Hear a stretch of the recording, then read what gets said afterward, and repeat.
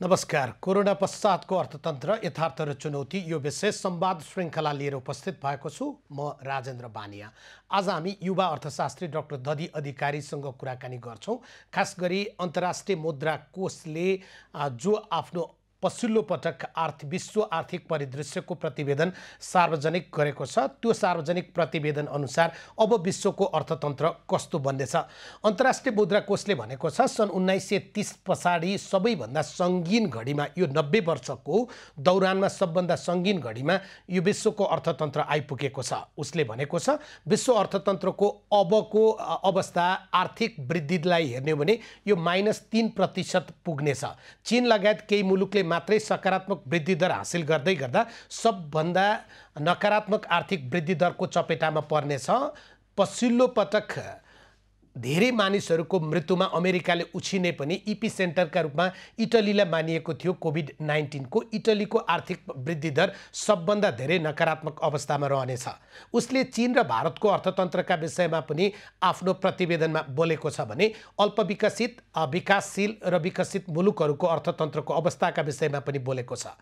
Corona पछाडिको अवस्थामा अर्थतन्त्र कस्तो हुनेछ भन्ने विषयमा अन्तर्राष्ट्रिय मुद्रा कोषले 3 चरणमा यसलाई व्याख्या र विश्लेषण गरेको छ। उसले भनेको छ यो तत्काल कोरोना संक्रमण अन्त भएर गयो भने, या यो 6 महिनाको अवधिसम्म रह्यो भने, या 2021 र 22 सम्म पनि कोरोना संक्रमणको असर रहिरह्यो भने विश्व अर्थतन्त्र कस्तो हुनेछ भन्ने विषयमा पनि अन्तर्राष्ट्रिय मुद्रा कोषले बोलेको छ।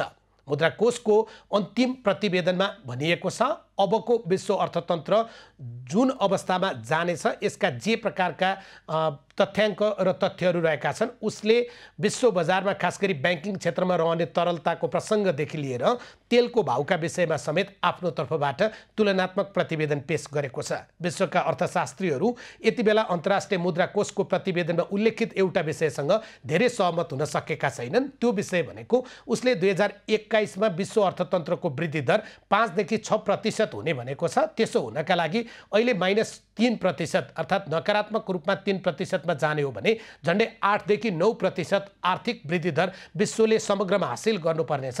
त्यो सम्भावना छ त।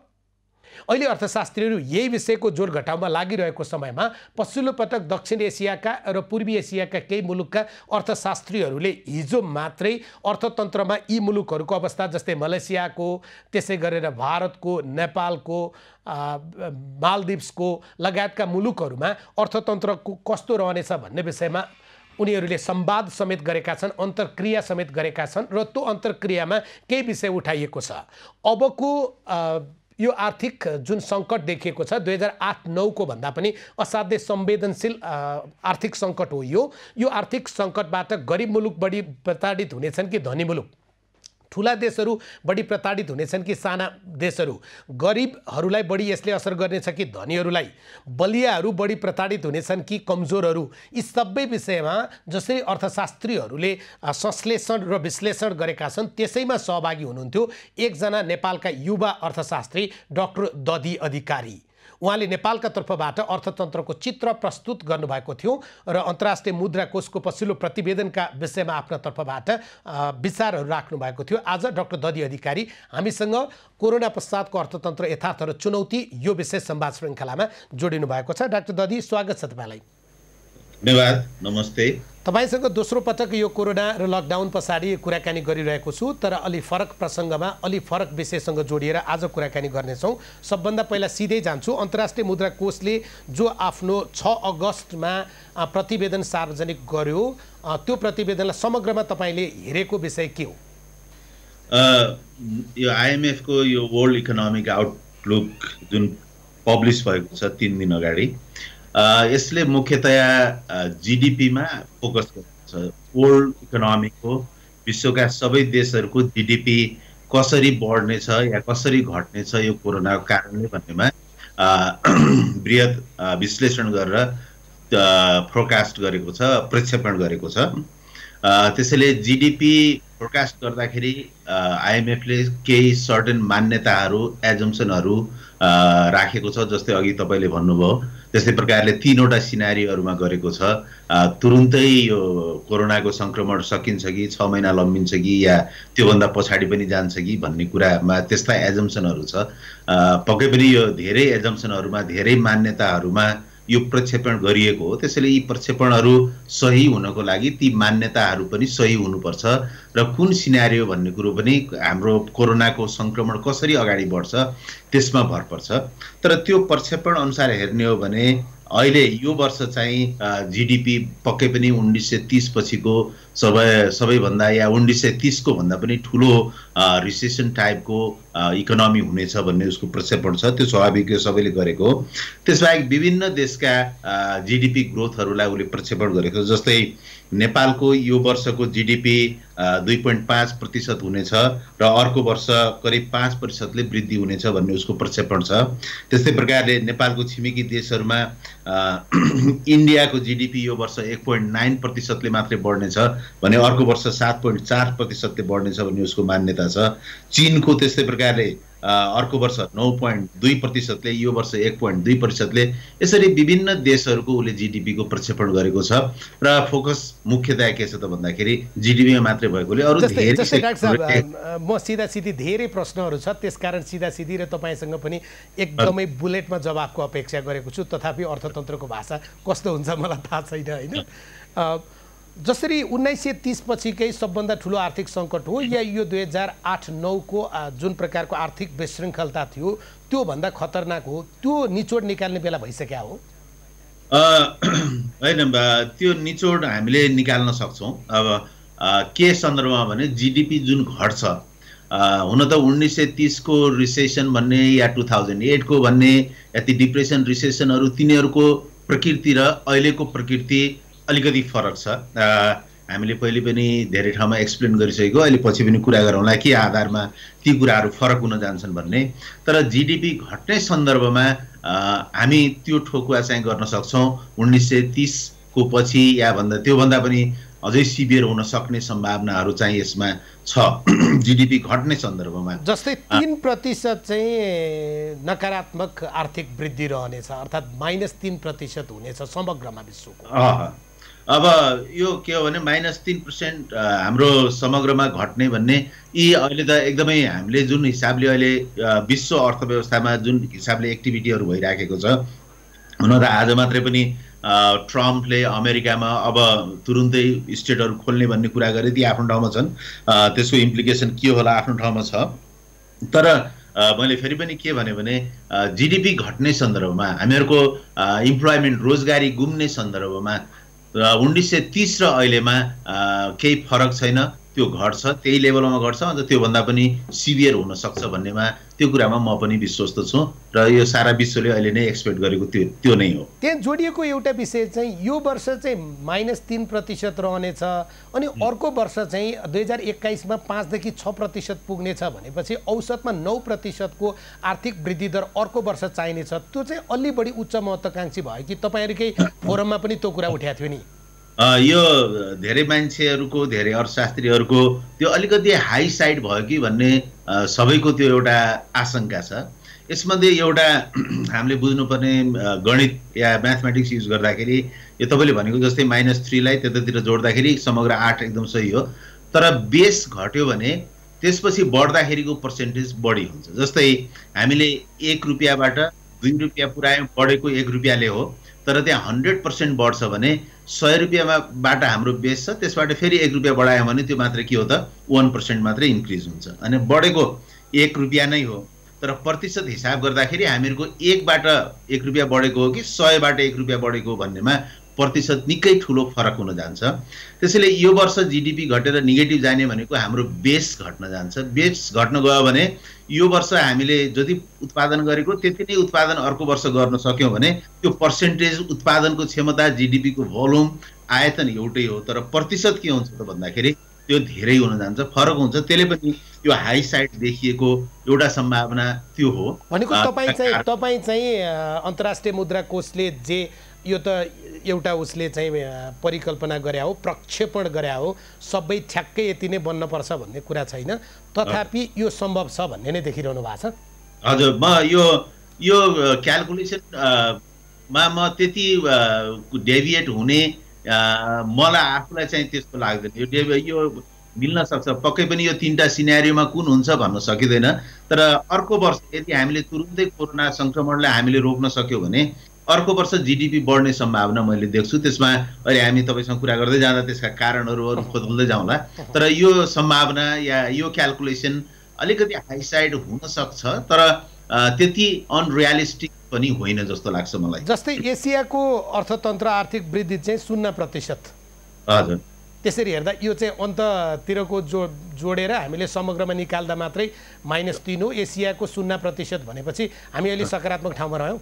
अहिले जस्तै एसियामा चीनले यसलाई कन्टेन गरिसकेको छ है। अरू धेरै देशहरू, हाम्रो दक्षिण कोरियाले कन्टेन गरिसकेको छ। अरू देशहरूमा हाम्रो युरोप र अमेरिका जस्तो त्यति एकदमै सिभियर हिसाबले यो कोरोना संक्रमण फैलिएको छ, तर त्यति सिभियर देखिँदैन हैन। अब जापानमा पनि निकै राम्रोसँग कन्ट्रोल गरेको छ। यिनीहरू इन्डियामा एकदम सही कन्डिसनमा छ, कोरोनाको संक्रमण त्यस्तो एकदमै सिरियस भन्ने छैन। त्यसले गर्दा यी एसियाका इकोनोमीहरू ठुला इकोनोमी हुन्। यिनीहरू अहिले कोरोनालाई कन्टेन गर्ने, रोक्ने, फैलावट रोक्ने हिसाबमा सफल देखिएकोले एसियाको ग्रोथ रेट 0, एभरेजमा कुनै कन्ट्रीको नेगेटिभ जाला, तर 0 स्वाभाविकै देख्छु मैले, यो ठिक हो। जस्तै तपाईँले पनि भन्नुभयो चीनले तथापि 2019 को अन्तिमतिरै उसकोमा कोभिड-19 को संक्रमण देखियो र आज विश्व एउटा संक्रमणको साह्रै डरलाग्दो भयङ्कर चित्रमा खेल्दै गर्दाखेरिमा चाहिँ चीन आफू चाहिँ फेरि नियमित जीवनतिर फर्किन थालिसकेको अवस्था छ। विश्व स्वास्थ्य सङ्गठनकै भनाइलाई आधार मान्ने हो भने दक्षिण एसिया, त्यसमा पनि भारत लगायतका मुलुकहरू केही अझै बढी सङ्कटमा जानेछन् कि स्वास्थ्य सङ्कटमा भन्ने उसको प्रक्षेपण छ। तर अन्तर्राष्ट्रिय मुद्रा कोषको आर्थिक वृद्धिको चित्र चाहिँ भारतको 1.9, चीनको चाहिँ 1.2 मात्रै देखियो। यो कसरी भयो? त्यो के अरे चीनमा पहिले जसरी भारतमा अझै त्यो लेभलमा गइसकेको छैन हो। भारतले लकडाउनको मेजर्स गरेको छ, चीन ओपनिङ अपमा छ। त्यसले गर्दाखेरि चीनलाई यसले ठुलो असर पारिसक्यो हैन। भारतमा त्यो लेभलमा पुगेको छैन। अझै पनि लकडाउन गर्ने या सोसियल डिस्टेन्सिङ चीनको तहमा भारतलाई अझै जानु परेको छैन। त्यो हिसाबले पनि होला। अनि त्यसपछि गएर अलिकति के त भन्दाखेरि चीनले जसरी खर्च गर्यो, जुन मेजरमा खर्च गर्यो यसलाई कन्टेन गर्नको लागि, ती कुराहरूले पनि होला। तर 1.2, 1.9 भनेको यो दुईवटा ठुला इकोनोमीहरूमा यो पर्सेन्टेज त्यति हाई भेरिएसन होइन, इम्प्याक्ट लगभग उस्तै पर्ने देखिन्छ।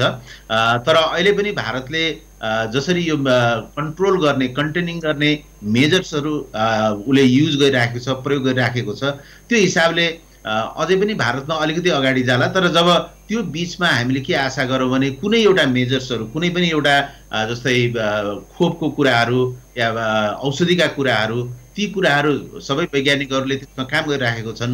सामान्यतया के भनिन्छ भने इन एभरेज औसतमा यस्ता किसिमका सङ्क्रमणहरूको, भाइरसको औषधि पत्ता लगाउन करिब 8 महिना जति लाग्छ भन्ने इन एभरेजमा विगतको अनुभवले देखाउँछ भने त्यो हिसाबमा आशा गरौँ त्यस्ता औषधिहरू या भ्याक्सिनहरू पत्ता लाग्लान्। त्यो हिसाबले त्यो पनि एउटा कुरा त छ डाक्टर साहब। तर फेरि पनि केही वैज्ञानिकहरूले के भनेका छन् भने कोरोनाको संक्रमण कुनै न कुनै रूपमा 24 सम्म चाहिँ देखिरहन्छ पनि भनेका छन् हैन। यो संक्रमणको असर देखिएला, त्यो होला। तर जब हामी यसलाई यो देखियो भने यसलाई कसरी कन्टेन गर्ने भन्ने कुरा हामीले थाहा पाइसक्यो भने हामीमा एउटा के हुन्छ भने सर्टेनिटी। अहिले त अनसर्टेनिटी छ हामीसँग। त्यसैले यो IMF को रिपोर्टमा पनि यो सबै कुराहरू, यो प्रेडिक्सनहरू, यसको यो पाथवे के हुन्छ, कोरोना संक्रमणको पाथवे या तरिका के हुन्छ, त्यसले डिटरमाइन गर्छ भनेको हुनाले त्यो सबै अनसर्टेन छ।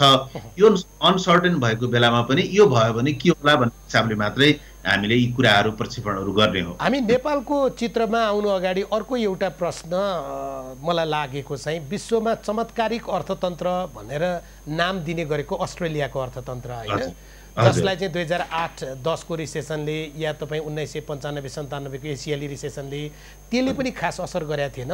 तर अहिले निकै नै भयानक चित्रतर्फ त्यहाँको पनि अर्थतन्त्र गइरहेको भन्ने छ। तपाईँले त्यसलाई के अध्ययन गर्नुभएको छ?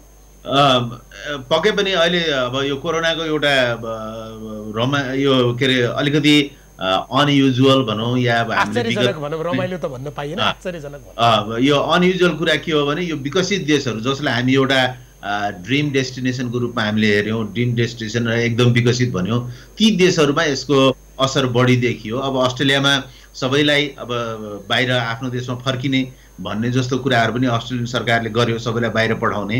तर त्यो हुँदाहुँदै त्यो बाहिर सबै गयो भने अब अस्ट्रेलियन इकोनोमीहरू अब एजुकेसन सेक्टरले अस्ट्रेलियन इकोनोमीलाई ठुलो कन्ट्रिब्युट गरेको छ। सबै विद्यार्थीहरू बाहिर गइदियो भने उसको इकोनोमीलाई त्यसले त्यसरी असर गर्नेछ। अनि त्यसपछि यी विकसित देशहरूमा लेबर सप्लाई वास्तवमा हामीले अल्प विकसित देशबाट भएको छ। अमेरिकामा पनि ठुलो सङ्ख्यामा विदेशी कामदार छन्, त्यस्तै अस्ट्रेलियामा पनि विदेशी कामदारहरूले त्यहाँ काम गरेको छन्। उनीहरूले सधैँभरि कामदारहरूलाई आफ्नो देशमा बोलाएको हो, ती सबै फर्के भने त्यहाँको इकोनोमीमा काम गर्ने मान्छे नै नभए पनि असर हुनेछ।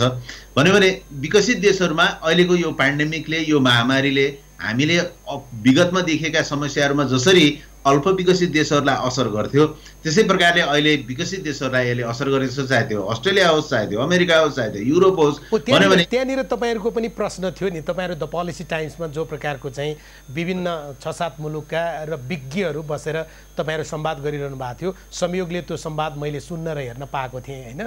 त्यहाँनिर पनि कुरा तपाईँहरूको प्रश्न पनि थियो क्या, यसले धनी मुलुकलाई असर गर्छ धेरै कि गरिब मुलुकलाई, या ठुला मुलुकलाई शक्तिशाली मुलुकलाई बढी असर गर्छ कि कम शक्तिशाली मुलुकलाई भन्ने तपाईँहरूको पनि प्रश्न थियो। त्यो अहिले मलाई लाग्ने के हो भने अहिलेको सर्ट टर्ममा जसरी यो कोरोना सङ्क्रमण धनी देशहरूमा बढी देखिएको छ होइन, त्यो हिसाबले सर्ट टर्ममा पक्कै पनि रिलेटिभ हिसाबमा या भनौँ हामीले रिलेटिभली कुरा गर्ने हो भने अहिले पक्कै पनि यो अल्पकालमा विकसित देशहरूलाई यसले धेरै असर गर्नेछ। त्यो हामीहरूको आइएमएफको प्रेडिक्सनमा पनि देख्यौँ।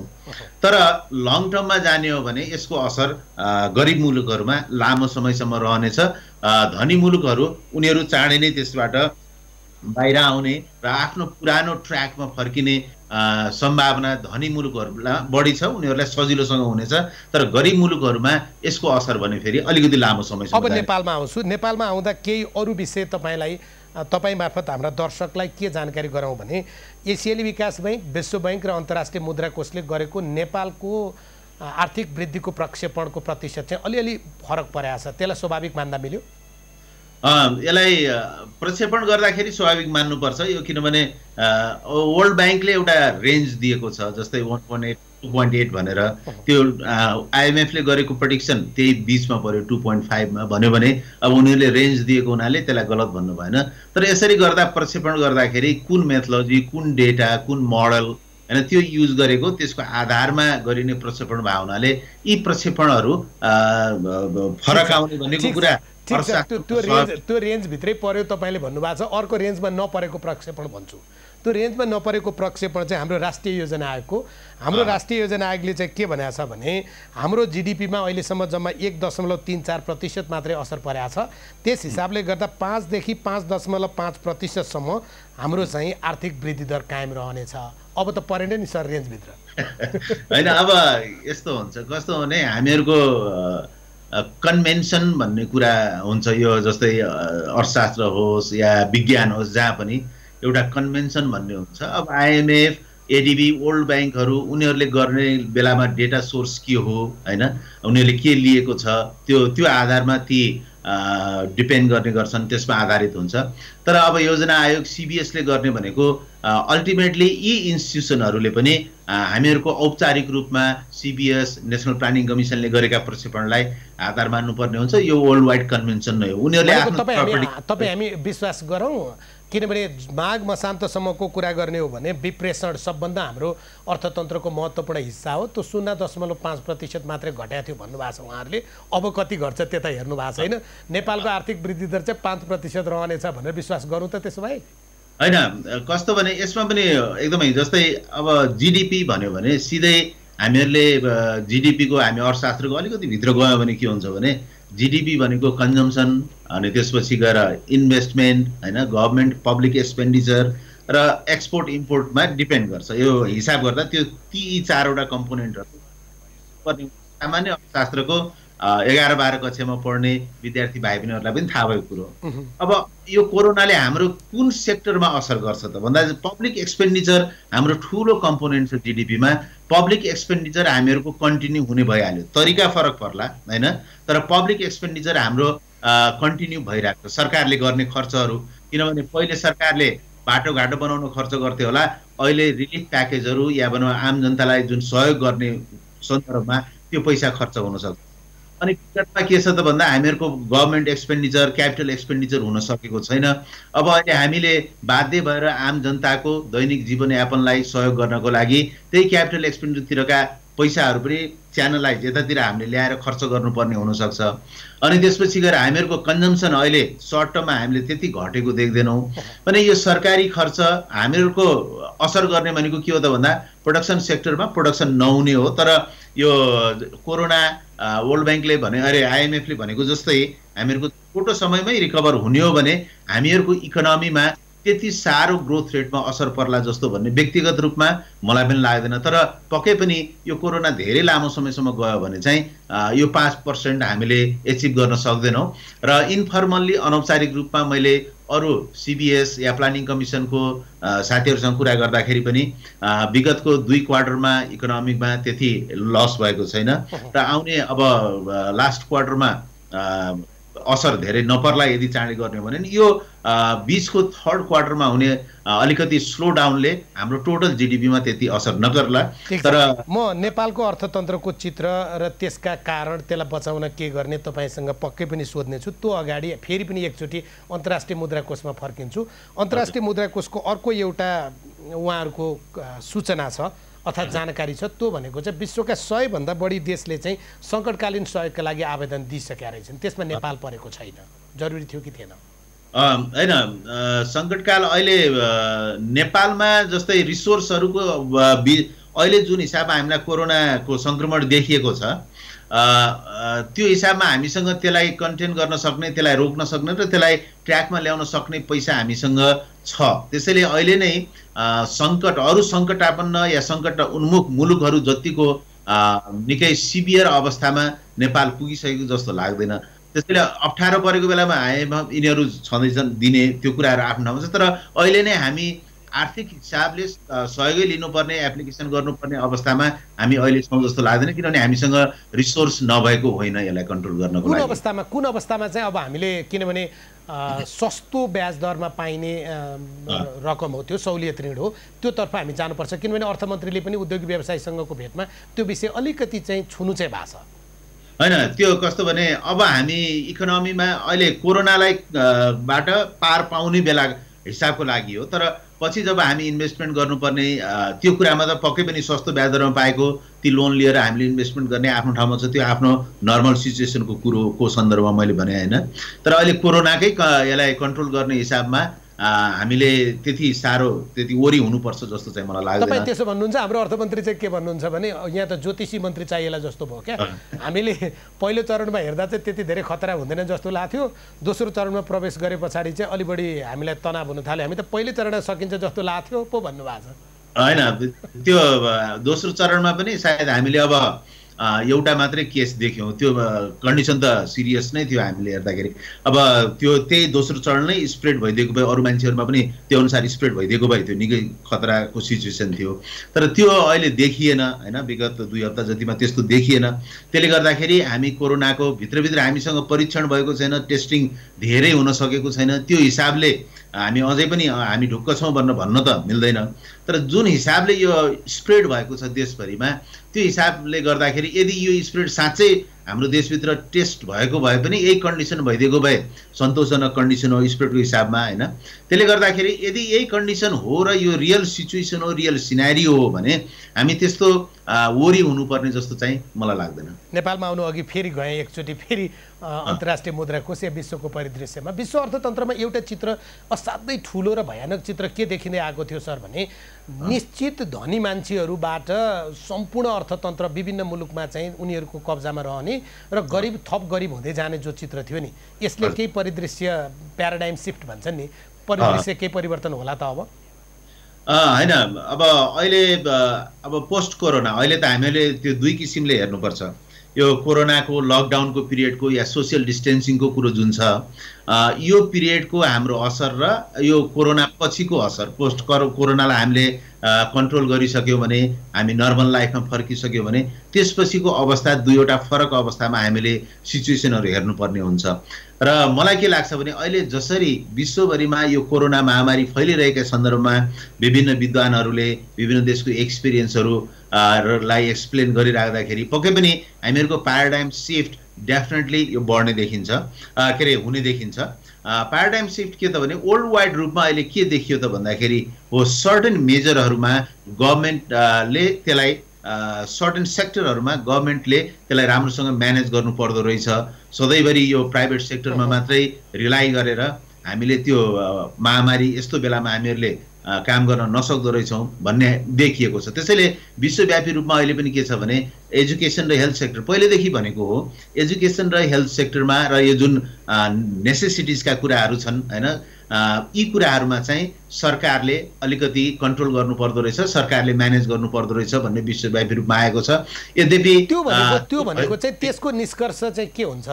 फेरि पनि धनीहरूकै हातमा विश्वको अर्थतन्त्र अझ बढी बलिष्ठ भएर, किनभने सङ्कटले त गरिबलाई थप गरिब बनाउँछ नि। तर के हुन्छ भने पक्कै पनि धनीहरूको हातमा भन्ने कुरो जब के हुन्छ त भन्दा अब इकोनोमीमा एजुकेसन हेल्थ सेक्टर राम्रो भयो इकोनोमीमा भने सरकारले सबै आम मानिसहरूलाई एजुकेसन हेल्थ र बेसिक खानेपानी जस्ता कुराहरूमा समान रूपले इक्विटेबल रूपले त्यो पुर्याउन सक्यो, सरकारले त्यसरी म्यानेज गर्न सक्यो भने गरिबहरूमा पनि त्यसमा पहुँच हुने भयो। गरिबहरूको पहुँच सुनिश्चित गर्नु पर्यो, इन्क्लुसिभ रूपमा त्यो जानु पर्यो र त्यो भयो भने उनीहरूमा ह्युमन क्यापिटल डेभलप हुन्छ। त्यसले गर्दाखेरि उनीहरूले त्यो माध्यमबाट पनि फेरि के गर्न सक्छ त अर्न गर्न सक्छ। तर पक्कै पनि प्रोडक्सन सेक्टरहरू जहिले पनि धनीहरूको हातमा भयो भने उनीहरूमा अलिकति नाफा बढी हुने, बढी कमाउने हुनसक्छ। तर गरिबहरूमा पनि यदि एजुकेसन हेल्थहरू राम्रो रूपले पहुँच भयो भने उनीहरूमा पनि त्यो गर्नलाई त धनीहरूसँग फेरि ट्याक्सहरू लगाउनु पर्यो सरकारले एजुकेसन हेल्थ म्यानेज गर्नलाई भने त्यो हिसाबले अलिकति इक्वालिटीतर्फ गभर्मेन्टले लान सक्छ। तपाईँले एउटा आलेख लेख्नु भएको थियो, यही विषयसँग ठ्याक्कै जोडिन्छ। अब सरकारहरू निजी क्षेत्रसँगलाई सबै चिज जिम्मा दिएर सरकारै व्यापारी बन्ने हो त? पुँजीवाद र समाजवाद के हो भन्ने प्रश्नमा कतिपय मान्छेले चीनले या तपाईँ क्युबाले गरेको चाहिँ यो सङ्कटसँग जुधेको देखेर समाजवाद पुँजीवादमाथि हाबी भयो भनेर जो प्रकारको प्रक्षेपण गरेका थिए, तपाईँको चाहिँ ठुलो आपत्ति थियो नि त्यसमा? हो, त्यो कुरामा मैले मेरो आपत्ति छ। किनभने मेरो भनाइ के हो भने यो समाजवाद पुँजीवाद र यो कोरोनालाई हामीले सँगै जोडेर त्यसरी हेर्नु हुँदैन। जस्तै मानव मात्रै होइन, मैले के देख्छु भने अलिकति गहिरो रूपमा जाने हो भने, अलिकति लाक्षणिक रूपमा बिम्बात्मक रूपमा जाने हो भने मानव मात्रै होइन, यो प्रकृति नै के छ त भन्दा अलिकति फ्रिडम खोज्ने या फ्रिडम लभर हो यो प्रकृति नै हैन। प्रजातान्त्रिक भनौँ, फ्रिडम भनेको प्रजातन्त्रसँग धेरै जोडिन्छ। प्रजातन्त्रसँग हैन, फ्रिडम भनेको प्रजातन्त्र, उच्छृङ्खलता होइन। प्रजातन्त्र या भनौँ फ्रिडम भनेको प्रकृति हो यो हैन। हामीले घरभित्रै राखेको पनि एउटा मनी प्लान्ट राखेको हुन्छौँ भने त्यो कतातिर जान खोज्छ त? लाइटतिर जान खोज्छ। हामीले त्यसलाई कन्टेन गरिदियो भने त्यो त्यसै त्यहाँ मर्छ।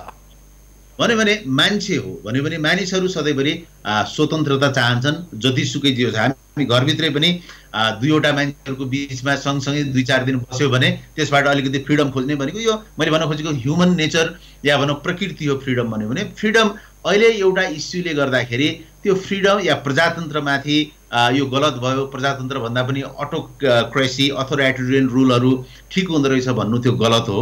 तपाईँको त्यहाँनिर आशंका चाहिँ चीन या क्युबाले आफ्नो जे अवस्था त्यो भेनेजुएला होला, यी मुलुकहरूले जे भित्र यथार्थ छ त्यो चाहिँ बाहिर देखाइरहेका छैनन्, यिनीहरू चाहिँ कोड देखाइरहेका छन्, कोडभित्र सर्ट छैन, भेस्ट मात्रै हो भन्न खोजे हो? अब होइन, त्यो पनि होइन, मैले त्यसरी पनि भन्दैन। अहिले आएको डेटाहरू अब IMF वर्ल्ड ब्याङ्कले पनि अब उनी ती देशहरूले जुन डेटा दिन्छ त्यसकै आधारमा इस्टिमेट गर्छ भने हामीले भित्रको फ्याक्ट नथाहा पाउँदासम्म त्यसरी ब्लेम गर्नु हुँदैन। नर्थ कोरियाले अहिलेसम्म मसँग एउटा पनि कोरोना सङ्क्रमित बिरामी छैन भनेर भन्छ भने अब अहिले शङ्का आफ्नो बिचमा आफ्नो ठाउँमा छ, तर मान्नु पर्यो त त्यही डेटालाई मान्नु पर्यो। हामीले अहिलेसम्म पनि 0 डेथ भएको 0 सङ्क्रमित भयो भने नर्थ कोरियालाई नै मान्छौँ। यद्यपि त्यहाँको सूचना नै बाहिर आएको छैन नि, सूचना नै बाहिर नआउने यो कुरा ठिक हो हैन। जस्तै चाइनामा पनि विभिन्न समयमा जहाँ अलिकति अप्ठ्यारो परेको हुन्छ, चाहे त्यो तिब्बतको कुरा होस् चाहे अरू ठाउँमा होस्, अप्ठ्यारो परेको ठाउँमा सूचना त्यसलाई बन्द गरिदिने, पत्रकारलाई जान नदिने, गुगलदेखि जस्ता कुराहरूलाई कन्ट्रोल गर्ने त्यो सिस्टम चाइनामा छ हैन भन्यो भने। तर अहिले पनि हामीले दिएको डेटालाई मान्नु पर्यो, किनभने यो जोडिएको एउटा विषय मात्रै थियो, मेरो आजको मूल विषय थिएन, किनभने तपाईँको अर्को आलेख यो विषयसँग मैले पढेका नाताले यहाँनिर हाम्रा दर्शकले पनि पढ्न सक्छ। यहाँनिर मैले राजेन्द्र सर एउटा कुरा के भन्न चाहन्छु भने फरक कसरी पर्छ भन्ने कुरामा एउटा इक्जाम्पल दिन्छु हैन। स्विडेनको प्रधानमन्त्रीले अस्ति गर्वसाथ के भन्नुभयो भने मैले लकडाउनको घोषणा गर्नु पर्दैन, किनभने यो बेलामा कसरी बस्नुपर्छ र मानवीय व्यवहार के हुनुपर्छ भन्ने मेरा देशका जनताहरूले आफै जानेको छन् र रियलाइज गरेको छ भने स्विडेनमा मान्छेहरू आफैले, सरकारले इम्पोज गर्नै पर्दैन, इम्पोज गर्नु परेकै छैन, उनीहरू आफैले ती कुराहरू के गरेको छ त मेन्टेन गरेको छ हैन भन्यो भने यो कुरा के हुन्छ भने हाम्रो सोसियल बिहेभियर कस्तो छ ती कुराहरूले पनि के गर्छ त डिटरमाइन गर्छ हैन। अब हिजो भर्खरै मैले मेरो एकजना साथी फ्लोरिडामा कुरा गर्दाखेरि उहाँ के भने फ्लोरिडामा यो के हो हैन, सबै मान्छे बीच ओपन छ, मान्छे त बीचमा सरेर आएको छ, त्यहाँको ह्युमन बिहेभियर र स्विडेनको हेर्नुहोस् जनताहरूले आफै रियलाइज गरेको छन्। हो यी कुराहरूले पनि के गर्छ त डिटरमाइन गर्छ। त्यसरी डाइरेक्ट हामीले अहिले चीनकै केसमा लिएर ओहो यो चीन र क्युबाको जस्तो सिस्टम हुनुपर्ने रहेछ भन्ने कुरालाई कोरोनासँग जोडेर यति छिटो कन्क्लुजनमा हामी जानु हुँदैन। तर सधैँभरि भनिरहेको कुरा तथापि तपाईँले भनेको एउटा चिज चाहिँ सत्य हो कि प्रजातन्त्र भनेको अराजकता चाहिँ होइन? होइन होइन, एकदमै त्यो त प्रजातन्त्र अराजकता एकदमै फरक कुरा हो। अर्को चाहिँ यो जुन प्रकारका प्याकेज कार्यक्रमहरू, राहतका कार्यक्रमहरू घोषणा भएको छ, यो आफैमा उत्पादनमूलक होइन, यो त उपभोगमुखी हो। विश्वका विभिन्न मुलुकमा त्यो भारतको कुरा गरौँ या अमेरिकाको कुरा गरौँ या अन्य मुलुकमा जो प्रकारको राहत प्याकेज घोषणा गरियो उपभोक्तामुखी र उपभोगमुखी हुन्छ। यसले चाहिँ अर्थतन्त्रको चित्रमा कति असर गर्छ? हो, यो एकदमै सही कुरो। अहिले राहत प्याकेज उत्पादनमुखी होइन, यो कन्जम्सनमुखी हो र कन्जम्सनले पनि सर्ट टर्म ग्रोथलाई यसले ड्राइभ गर्छ, त्यसैले सर्ट टर्म इकोनोमिक ग्रोथलाई यसको कन्ट्रिब्युसन हुन्छ। त्यसैले आइडियल पैसा राष्ट्र बैङ्कमा बस्नु भनेको कागजको खोस्टो हो होइन। राष्ट्र बैङ्कमा पैसा छिर्यो भने त्यो काइन्ड अफ कागजको खोस्टो हुन्छ, तर त्यो बाहिर आएर कन्जम्सनै खर्च गर्यो भने त त्यसले हाम्रो जिडिपीमा त्यसले कन्ट्रिब्युसन गर्ने भयो, तर यसले ग्रोथलाई लङ टर्ममा इन्हान्स गर्दैन। तर अहिले बाध्यता के हो भने हामीले त्यसमा खर्च नगरी हुँदैन। त्यसैले मैले भनेको के त भन्दाखेरि 1930s का या 2008 का जुन डिप्रेसनका कुराहरू, रिसेसनका कुराहरू छन्, त्यो बेलामा के हुन्थ्यो भने पब्लिक एक्सपेन्डिचर बढाउनु पर्यो। मैले अस्तिको पनि तपाईँसँग कुरा गर्दाखेरि भनेको थिएँ होइन, दिनभरि समुद्रबाट बालुवा निकाल्न र राति फेरि मान्छेलाई बालुवा समुद्रमा फाल्न पठाऊ, तर ती दुवै मान्छेहरूलाई पैसा दियो। त्यो हिसाबले जुन काम गरिन्थ्यो अहिलेको बेलामा गभर्मेन्टले गर्ने एक्सपेन्डिचरको नेचर या प्रकृति त्यस्तो हुँदैन होइन। अहिले खालि कन्जम्सनमा मात्रै बढ्ने हो। त्यसले गर्दाखेरि के हुनसक्छ त भन्दा डिमान्ड हाई हुने, सप्लाई सक या सप्लाई कन्स्टेन्ट भएकोले, आपूर्ति कम हुने भएकोले इकोनोमीमा कालाबजारी हुने या इन्फ्लेसन बढ्ने त्यस्ता कुराहरू हुनसक्छ। तर त्यो बेलामा चाहिँ गभर्मेन्ट के हुनु पर्यो त, गभर्मेन्ट मेकानिजम, इन्स्टिट्युसनहरू बलियो भयो भने ती कुराहरूलाई हामीले कन्ट्रोल गर्न सक्छौँ। तर एकदम डरलाग्दो कुरा तपाईँले ठ्याक्कै उठाएकै चिज छ नि, ब्याङ्कहरूमा लिक्विडिटी एकदम ठुलो रहने। यो चाहिँ हिजो अर्थमन्त्रीले पनि भन्नुभएको छ, ब्याङ्कहरूले यति बेला नाफा कमाउने मात्रै कुरा नसोच्नुहोस्, निरन्तरता दिने अर्थात् चाहिँ अस्तित्वमा रहने कुरा सोचिदिनुहोस्। व्यवसाय भएनन्, लगानी भएन, उनीहरू बाँकी रहेनन् भने तपाईँहरू पनि बाँकी रहनुहुन्न, तपाईँहरूको पैसा कागजको खोस्टो मात्रै हुन्छ भन्नुभएको छ। त्यहाँनिर बैङ्कहरूको रोलको विषयमा अलिकति प्रश्न छ कि? ब्याङ्कमा मैले अब इन्फर्मल औपचारिक रूपमा होइन मैले सुनेको, अनौपचारिक रूपमा के त भन्दाखेरि अब हामीहरूको ब्याङ्कले लोन दिँदाखेरि त उनीहरूले जस्तो सुकै अब आफूले चाहे अनुसार स्थिति हेरेर के छ त भन्दा इन्ट्रेस्ट रेट बढाउने उनीहरूको अधिकार हुन्छ कन्ट्र्याक्टमा होइन। भने इन्फर्मली मैले के सुनेको त भन्दा औपचारिक रूपमा यो आइसकेको छैन कति छ, तर विभिन्न व्यापारी या लोन लिएका साथीहरूसँग कुरा गर्दाखेरि ब्याङ्कले इन्ट्रेस्ट रेट बढायो भन्ने। अब यो निक्षेप चाहिँ घटाउनु भएको छ, यसलाई औपचारिक किन मानौँ भने अर्थमन्त्रीले आफ्नो अभिव्यक्तिमै भन्नुभएको छ निक्षेप चाहिँ तपाईँहरूले घटाउनु भयो, अनि ब्याज दरमा चाहिँ तपाईँहरूले किन चाहिँ सरलीकृत गर्नुहुन्न भने उहाँले प्रश्न सोधेपछि त मान्न मिल्यो। त्यो मान्नु पर्यो भने यसरी यो बेलामा ब्याज बढाउने भनेको ब्याङ्कहरूको यो के भने अलिकति सोसियल रेस्पोन्सिबिलिटी त्यो देखिँदैन। त्यसरी अनावश्यक र उसमा मान्छेहरूको के अरे डिपोजिटमा इन्ट्रेस्ट रेट घटाइदिने अनि उतातिर इन्ट्रेस्ट रेट बढाउने। भोलि बिहान यदि गभर्मेन्टले कति लस भएको थियो त ब्याङ्कलाई भनेर रिलिफ प्याकेजहरू दिने बेलामा त्यसलाई कम्पन्सेट गर्ने जस्ता मानव प्रोग्रामहरू आयो भने पनि ब्याङ्कहरूले के त भन्दाखेरि त्योबाट फाइदा लिन सकिन्छ कि भनेर त्यो अति नै एकदमै निकै धेरै व्यापारिक टाइपको महत्त्वाकांक्षा भयो भने अहिलेको अवस्थामा देश र अर्थतन्त्रलाई बचाउने जिम्मेवारी सबैको हो। त्यसैले आफैले घाटा खानुपर्छ भनेको त होइन, तर त्यस्ता कुराहरूमा यी ब्याङ्किङ सेक्टरहरूले पनि सोचिदिनुपर्छ। र भोलि बिहान यदि त्यसरी लोन लिएको र उनीहरूले तिर्न सकेन, ब्याङ्क्रप्ट भयो या भनौँ इकोनोमीमा प्रोडक्सन हुन सकेन भने त लस फेरि अल्टिमेटली हुने त ब्याङ्कलाई नै हो, उनीहरू रन गर्ने आधार हुँदैन। त्यसले गर्दाखेरि यदि त्यो प्रवृत्ति हो भने अर्थमन्त्रीले भनिसकेपछि त्यो गलत हो र त्यसलाई ब्याङ्कहरूले पनि सोचिदिनुपर्छ र केही कन्ट्रोलिङ मेकानिजमहरू पनि गभर्मेन्टले त्यसलाई एडप्ट गर्नुपर्छ जस्तो लाग्छ। अन्तर्राष्ट्रिय मुद्रा कोषले पनि सम्भवतः जुन तहबाट प्राथमिकता दिनुपर्थ्यो तथापि हामीले भनेका छौँ ऊ अलि बढी जिडिपीमा केन्द्रित रह्यो भनेर। यो मुद्रास्फीति एउटा शब्द छ नि, अब चाहिँ यति धेरै पैसा चाहिन्छ देशहरूलाई, उनीहरूले पैसा छापै गर्नेछन्, गभर्नरले सही गरेका गर्नेछन्। त्यो अवस्थामा मुद्रास्फीति भन्ने बडो धेरै डरलाग्दो चित्र हुन्छ होला सर। मुद्रास्फीति अहिले अब वर्ल्ड इकोनोमीमा इन्फ्लेसन आउन सक्छ हैन, इन्फ्लेसन आउन सक्छ किनभने धेरै देशहरूले आफ्नो सार्वजनिक खर्चलाई म्यानेज गर्नको लागि नोट छाप्ने सम्भावना देखिन्छ र धेरै आशंका के गरेको छ भने युरोपियन कन्ट्रीहरू र अमेरिकाले धेरै नोट छाप्ने छन् भन्ने आशंका गरिन्छ र उनीहरूले धेरै नोट छापेर त्यसलाई भयो भने विश्वव्यापी रूपमा त्यहाँको इन्फ्लेसनको असर अन्त पनि पर्छ। तर अहिले के छ त भन्दाखेरि अर्कोतर्फ इन्फ्लेसनलाई अलिकति तल तान्ने, त्यसलाई अलिकति नेगेटिभ या भनौँ कन्ट्रोल गर्ने मेकानिजम चाहिँ ओल्डको ओइल प्राइसले गर्दा भएको छ। ओइल प्राइस अहिले अराउन्ड $30 पर ब्यारल छ, त्यो निकै कम हो हैन।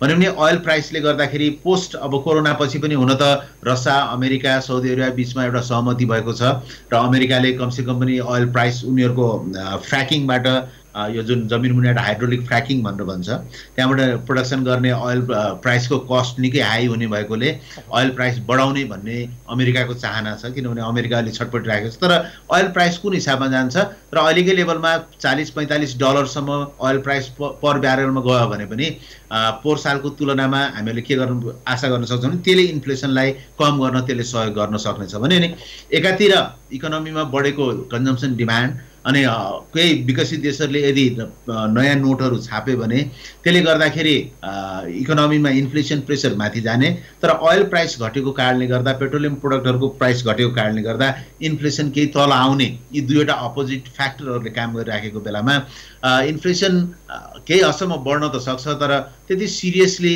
धेरै माथि जाला भन्ने हुन त प्रेडिक्सन नै हो अहिले पनि डेटाको आधारमा, धेरै माथि जाला भन्ने जस्तो मलाई आफूलाई चाहिँ लाग्दैन। गरिब देशहरूको गरिबीको प्रतिशत के बन्ला भन्ने पनि छ।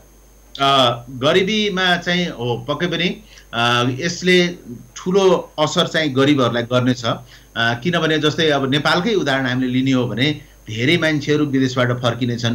इन्डियाबाट हामीहरूको 10-15 लाख मान्छे काम गर्छ भन्छ, बाहिरतिर अब 40-45 लाख मान्छेहरू, त्यसमध्ये अब ती सबैहरू त्यहाँ लेबर वर्कमा गएको हो। त्यसमा पनि खाडी मुलुकको केही देशहरूले त तिमीहरू जाऊ भनिसक्यो, 50 लाख मान्छेहरूले ती मुलुकहरूमा चाहिँ रोजगारी गुमाउँछन् भनेको छ। ठुलो सङ्ख्या नेपालको पनि पर्छ त्यसमा, ठुलो सङ्ख्या पर्छ त्यसमा पनि। अब तपाईँको साउदी अरेबिया, कतार हैन, यी देश, मलेसिया, यसमा धेरै मान्छेहरू छन् नेपालीहरू।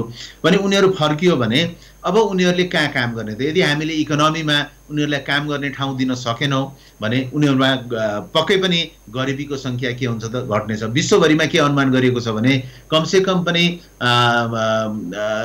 53-55 लाख या भनौँ त्यति धेरै मान्छेहरू इन्डियामा मात्रै हिजोको कुरा सुन्दाखेरि पनि 40-45 लाख अरू एक्स्ट्रा मान्छेहरू गरिबीको रेखामुनि जानेछन् भनेको छ। भने गरिबीको रेखामुनि पक्कै पनि अझ धेरै मान्छेहरू जानेछन्, किनभने उनीहरूको इन्कम लेभल ड्रास्टिकली निकै ठुलो मात्रामा इन्कम लेभल घट्नेछ। त्यसैले गरिबी बढ्ने सम्भावना स्पष्ट रूपमा देखिन्छ। तर त्यसलाई हामीले अलिकति प्रुडेन्टली या राम्रोसँग बौद्धिक रूपमा या अलिकति राम्रोसँग त्यसलाई म्यानेज गर्न सक्यौँ भने त्यो कुरालाई कम गर्न सक्ने हामीसँग वे आउट बाटोहरू पनि छ।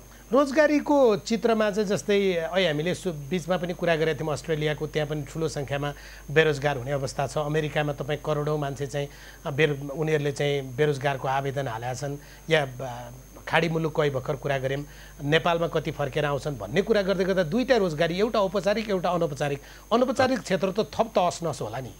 होइन, अनौपचारिक क्षेत्र मेरो विचारमा यदि नेपाल जस्तो देशहरू, स्पेसली हाम्रो साउथ एसियन या साउथ एसियाका देशहरूमा हेर्ने हो भने धेरै मान्छेहरूलाई यो अनौपचारिक क्षेत्रले सहयोग गर्नेछ जस्तो लाग्छ मलाई। जस्तै तपाईँले कृषिलाई त्यहाँ हाल्न खोज्नुभयो? हजुर, मैले मेरो आफ्नो आशा भनेको चाहिँ कृषि क्षेत्रमा हो, किनभने अब धेरै अरू स्मल एन्ड मिडियम इन्टरप्राइजेसहरू हाम्रो रन हुन नसकेर त्यसले नेगेटिभ असर त गर्नेछ।